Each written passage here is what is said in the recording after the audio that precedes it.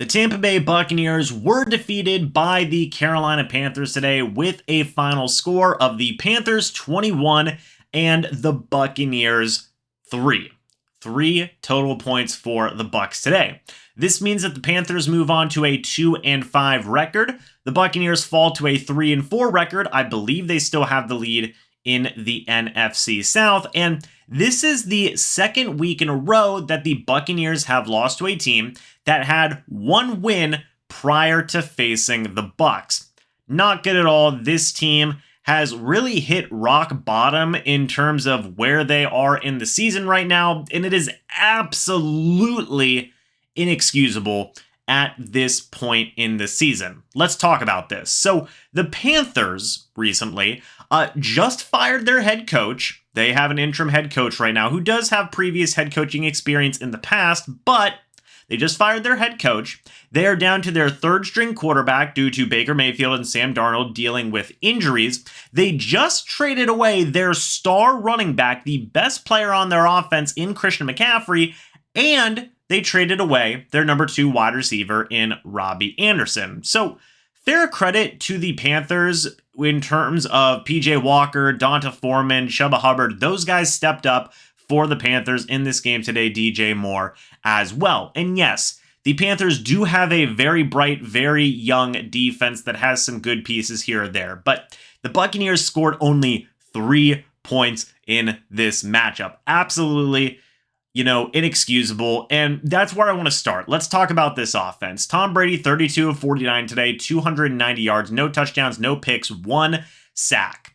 The rushing game was not good. Rachaad White, 6 carries, 24 yards. Leonard Fournette, 8 carries for 19 yards. You then had Chris Godwin with 1 carry for 2 yards. Tom Brady with 1 carry for 1 yard. 16 total carries, 46 yards, 2.9 yards a carry. Absolutely terrible. The Buccaneers did have to pass a ton in this game because they trailed the entirety of this matchup. There was at no point in this game that the Buccaneers had the lead. Not great for an offense that has a lot of firepower and a lot of weapons. In the receiving game, Mike Evans, 15 targets, 9 catches, 96 yards. Everybody is going to talk about this play. Mike Evans dropped a wide open touchdown at the start of the game. Mike Evans even said after the game that took the life out of the team, essentially dropping that touchdown, which is pretty darn crazy in my mind that one of the first plays in the game can already wipe out all confidence and life that you have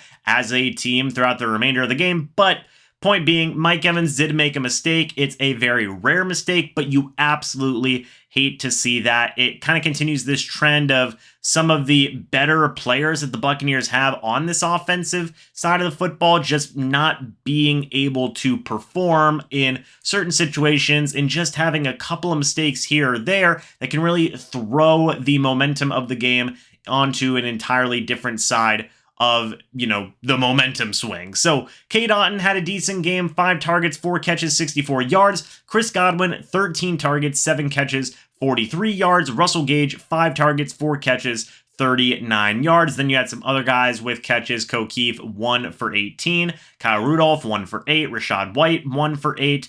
Fournette, 2 catches, 7 yards. Scotty Miller, 2 catches, 6 yards. Jalen Darden, 1 catch, 1 yard.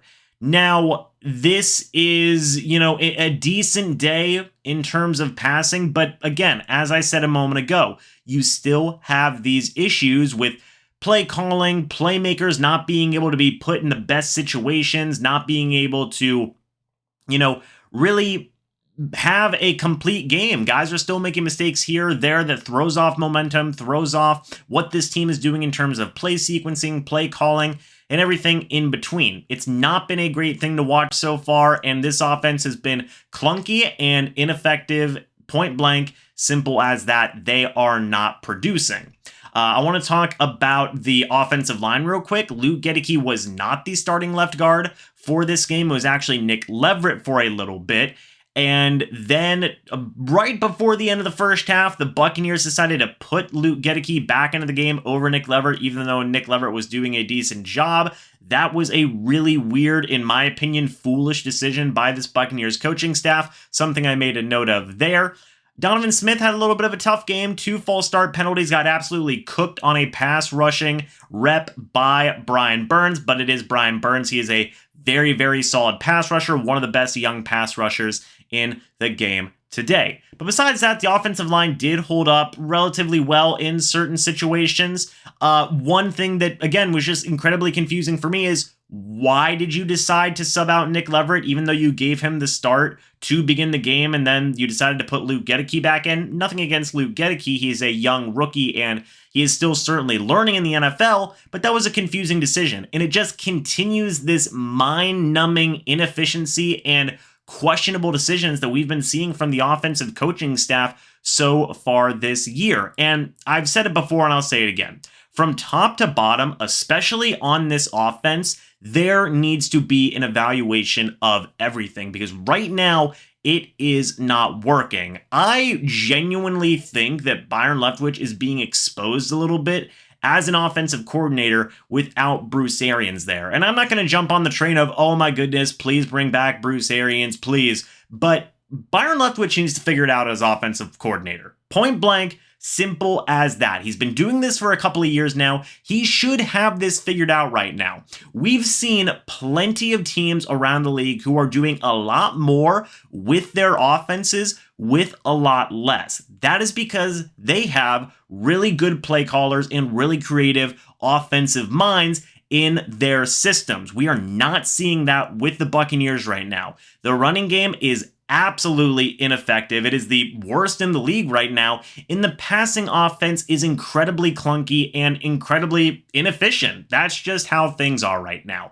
And look, I'm not going to say the solution right now is to fire anybody. I don't think we are at that point right now. I don't think the Buccaneers are at that point right now. But genuinely, something needs to be figured out here, because the Buccaneers are not going to win many games if the offense continues to be this ineffective. This is 2 games in a row now where they have faced some good defenses, but they were missing some pieces, especially in the case of the Pittsburgh Steelers, and this offense has not been able to deliver. I did the math before this video. The Buccaneers offense is averaging around 17 points a game. Folks, that is below average in terms of modern NFL offenses today, and it absolutely cannot continue throughout this season if the Buccaneers want to have some hope for the remainder of this season in terms of playoffs and beyond. So again, something needs to change in this offense, or there really should be consequences moving forward, and that includes both players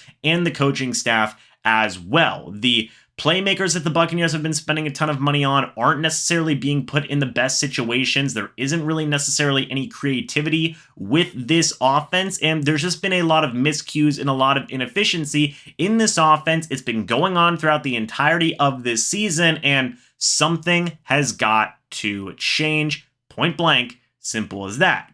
But that's the offense. Let's talk about the defense right now. Lavonte David had a decent game, 7 total tackles. Mike Edwards had 6 tackles. He was second on the team. Lavonte David led the team.